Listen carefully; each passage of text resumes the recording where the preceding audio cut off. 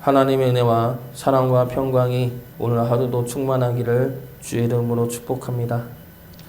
오늘부터 새벽마다 레위기 말씀을 보도록 하겠습니다.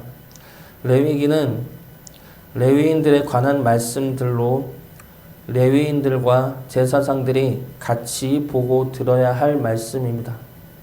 그러나 이 말씀들은 레위인들만을 위한 말씀이 아닙니다. 우리 역시 이 말씀을 듣고 보아야 합니다. 왜 그렇습니까? 이 말씀은 하나님 앞에서 우리가 드려야 할 예배의 모습이기 때문입니다. 우리가 삶 가운데 드려야 할 거룩의 모습이기 때문이죠. 레위기의 주제 단어를 꼽는다면 거룩이 될 것입니다. 히브리어로 쓰인 거룩의 뜻은 구별이라는 뜻과 동일합니다. 그래서 거룩은 경건하고 중후한 그런 것이 아니라 구별되어 하나님을 섬기는 모습입니다. 죄로부터 구별하고 세상으로부터 구별되어 하나님의 백성된 삶을 살아내는 것이 구별이고 거룩입니다. 레위기는 그러한 삶과 예배를 알려주는 말씀입니다. 이 레위기 말씀을 통해 우리 역시 하나님 앞에 구별된 백성으로 살아갈 수 있기를 주의 이름으로 축복합니다. 레위기의 구조를 먼저 살펴보면 크게 네 부분으로 나눌 수가 있습니다. 1장부터 7장까지는 제사법에 관한 말씀이고 8장부터 10장까지는 제사장의 직무에 관한 말씀입니다. 그리고 11장부터 16장까지는 세 번째 부분으로 부정과 처리법에 관한 말씀입니다. 그리고 마지막 네 번째 부분은 17장부터 27장까지로 실천적인 성결에 관한 말씀이 되겠습니다. 오늘 읽은 말씀은 첫 번째 부분에 해당하는 제사법에 관한 말씀입니다. 이스라엘의 제사는 5가지가 있습니다. 번제, 소제, 속죄제, 속건제, 화목제. 번제, 소제, 속죄제, 속건제, 화목제 이 5가지 제사를 이스라엘의 5대 제사라 말하고 있습니다. 그 중에서 1장은 번제에 관하여 말하고 있죠. 번제는 가장 자주 드려지는 제사의 형태입니다. 먼저 매일 아침 저녁으로 드리는 상번제가 있고 안식일에도 번제를 드리고 초하루에도 번제를 드리고 절기 때도 번제를 드립니다. 그래서 가장 자주 드려지는 제사가 이 번제입니다. 그러면 하나님께서 이 번제를 드리라 명하신 이유가 무엇입니까? 번제를 드리는 의미는 무엇입니까? 번제의 의미에 대해서 알아보고 우리 역시 매일같이 하나님께 영적인 번제를 드릴 수 있기를 주의 이름으로 축복합니다. 먼저 번제의 첫 번째 의미는 속죄입니다. 4절 말씀 보겠습니다. 그는 번제물의 머리에 안수할지니 그를 위하여 기쁘게 받으심이 되어 그를 위하여 속죄가 될 것이라. 여기서 그는 제사장이 아니라 번제물을 드리는 자들이죠. 바로 우리들을 말하고 있습니다. 우리들이 번제물의 머리에 안수한다는 것은 그 제물에게 우리의 죄를 전가하는 행위입니다. 그리고 그 제물의 가죽을 벗기고 각을 뜹니다. 그것 또한 제사장이 아닌 이스라엘 백성들이 해야 할 일이죠. 바로 우리가 해야 할 일입니다. 이것은 제물에 내 죄를 전가하고 그 죄를 직접 잡음으로 내 죄를 하나님께 고백하며 죄 사함을 간구하는 의식입니다. 하나님 앞에 죄된 내 자신을 죽임으로 죄의 심판과 용서를 구하는 행위인 것이죠. 이것을 매일 아침 저녁으로 행해야 하는 것입니다. 하나님 앞에서 우리의 죄된 속성은 무엇이 있습니까? 우리가 매일 잡아 죽여야 할 죄는 무엇이 있겠습니까? 우리의 죄성은 한번 깨닫고 회개한다고 해서 없어지지가 않습니다. 매일 회개해도 비슷한 상황이 오면 또 똑같이 넘어지게 만드는 것이 우리의 죄성입니다.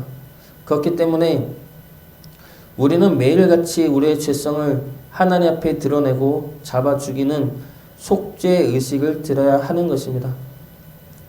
우리의 죄성을 날마다 잡아 하나님께 드림으로 거룩한 백성이 되기를 주의 이름으로 축복합니다.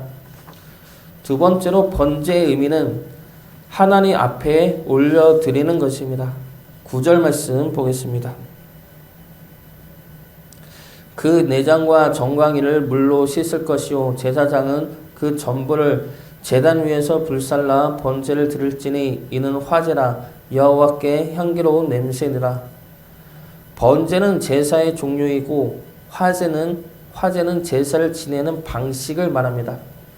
화제는 불에 태워 드리는 제사를 화제라 하죠. 그래서 번제를 드릴 때는 가축을 제외한 제물 전부를 불에 태워 하나님께 올려드려야 합니다. 그러면 그 연기를 하나님께서 향기로운 냄새로 받아주신다는 것이죠. 번제는 히브리어로 올라라고 합니다. 이 올라라는 단어의 뜻은 올라가는, 피워 오르는 이란 뜻이죠. 어디로 올라갑니까? 하나님께 올라가는 것이죠. 흠없는 제물을 가져와 안수하고 내 손으로 잡아 하나님께 그 모든 것을 불태워 올려드리는 것입니다. 이것은 내 자신을 하나님께 내어드리는 것을 의미하죠. 내 모든 것을 불태워 하나님께 올려드림으로 내 삶의 모든 것이 하나님의 것이 되었음을 결단하는 것입니다. 그래서 우리의 참된 예배는 우리가 잡고 있는 것을 하나씩 하나님 앞에 내려놓는 것을 의미합니다. 예수의 향남교회 정갑신 목사님의 3분 설교를 보았는데 거기서 딸과의 간증 이야기가 나왔습니다. 딸하고 갈등 관계에 있어서 서로 미워하였는데 어느 날 하나님이 그 목사님에게 이런 말씀을 주셨답니다. 너가 사랑하라고 딸을 주었는데 내가 사랑하지 않으면 답이 없다. 그러면서 가서 사과하라는 마음을 주셨답니다. 그래서 가서 사과를 하는데 너무 하기 싫었다는 것이죠. 사랑하지 않는 딸에게 가서 내 자존심을 죽이고 사과를 해야 하는 그 상황과 그 일이 너무나 싫었지만 억지로 했답니다. 그러자 기적이 일어나는데 미웠던 딸이 보고 싶고 그 마음이 커져서 사랑의 마음이 점점 자라나고 그래서 몇 년이 지나자 관계가 회복이 되었다는 겁니다. 그러면서 목사님이 하시는 말씀이 거룩은 내 안의 것이 죽어 예수님의 마음으로 살아 화목해 되는 것이다 라는 것입니다. 내 자존심과 내 미움과 내 분노의 마음을 죽이고 예수님의 말씀에 순종을 했더니 그 내 안에 주님의 마음이 살아나 주님의 화목이 이루어졌다는 것이죠. 우리가 하나님께 올려드려야 하는 것들은 이러한 것들입니다. 내 자존심들, 내 미움들, 내 분노들, 내 고집들, 그것들이 하나님의 말씀에 충돌이 된다면 하나님께 그것들을 죽여 올려드려야 한다는 것이죠. 그 올려드림이 우리에게는 하나님의 마음이 내려옴을 의미합니다. 우리의 것들을 올려드린다면 그만큼의 공간에 주님의 선하신 마음과 말씀들이 내 안에 들어온다는 것이죠. 그러면 우리 삶이 주님의 마음과 주님의 역사로 인해 기적 같은 삶이 이루어지게 될 것입니다. 우리의 것을 올려드림으로 주님의 것으로 평안과 화목 속에 살아가는 주의 자녀 되시기를 주의 이름으로 축복합니다. 마지막 세 번째로 번제는 하나님이 받으시는 것입니다. 3절과 4절 말씀 보겠습니다. 그 예물이 소의 번제이면 흠없는 숫것으로 회막문에서 여호와 앞에 기쁘게 받으시도록 드릴지니라. 그는 번제물의 머리에 안수할지니 그를 위하여 기쁘게 받으심이 되어 그를 위하여 속죄가 될 것이라. 번제는 우리를 하나님 앞에 드림으로 하나님이 기뻐 받으시는 것입니다.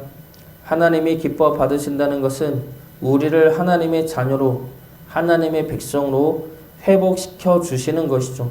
하나님과의 관계가 그러한 사랑과 믿음의 관계로 회복이 되는 것입니다. 그런데 우리가 번제를 드린다고 해서 매일같이 제물을 잡고 하나님 앞에 바친다고 해서 우리가 하나님 앞에 의로울 수가 있겠습니까? 하나님 앞에 흠없는 제물을 바친다고 해서 우리의 죄가 흠없이 될 수가 있겠습니까?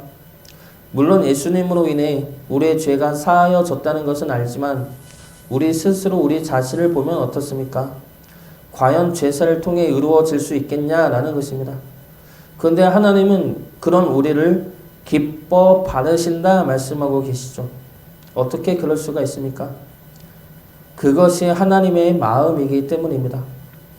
하나님은 우리의 약함과 연약함과 죄악된 마음과 회개 후에도 매일 넘어지는 죄성을 알고 계십니다. 그럼에도 불구하고 하나님은 우리가 회개를 하면 기뻐 받아주신다 말씀하시는 겁니다. 우리의 회개가 진정한 의로움이고 하나님 앞에 흠없이 순결해서가 아닙니다. 매일 죄의 유혹에 넘어가고 쓰러질 것을 알면서도 기쁘게 받아주시는 이유는 그만큼 우리를 사랑하고 계시기 때문이죠. 하나님의 사랑이 우리의 죄보다 크기 때문입니다. 그래서 우리가 회개를 하면 그 죄값은 주님에게 맡기시고 하나님은 기어이 우리를 기쁘게 안아주신다는 것입니다. 예전에 우리 둘째가 때를 쓸 때가 많이 있습니다. 많이 있었습니다. 언니도 밀고 꼬집고 그럴 때가 많이 있었죠. 지금은 그러진 않지만 작년까지만 해도 자주 그랬던 것 같습니다. 그래서 혼을 내면은 다음부터 안 그럴 거야 말합니다. 뭐 잘못했어? 언니 민 거. 다음에 또 그럴 거야? 안 그럴 거야? 대답은 바로바로 잘하죠. 그런데 대답하고 나서 금방 또 그럽니다. 그래서 우리 모두는 그때 알고 있었죠. 예은이가 말을 해도 또 저럴 거라는 것을 다 알고 있었습니다. 그래도 어떡합니까? 잘못했다고 안 한다고 그러는데 다음에 또 할 걸 알면서도 그 잘못을 받아주는 것이죠. 안아주는 겁니다. 우리를 향하는 하나님의 마음도 이와 같다는 것이죠. 우리는 잘못했다고 회개한다고 해도 또 똑같이 죄에 넘어지는 연약한 자들입니다. 그럼에도 불구하고 그 모든 것을 알고 계셔도 하나님은 우리가 하나님에게 가면 언제나 기쁘게 받아주신다는 겁니다. 언제까지고 용서하시면서 우리를 기쁘게 받아주신다는 것이죠. 우리를 향한 하나님의 사랑이 크고 변하지 않기 때문입니다. 하나님의 사랑을 의지하심으로 하나님이 기뻐 받으시는 주의 자녀로 살아가기를 주의 이름으로 축복합니다.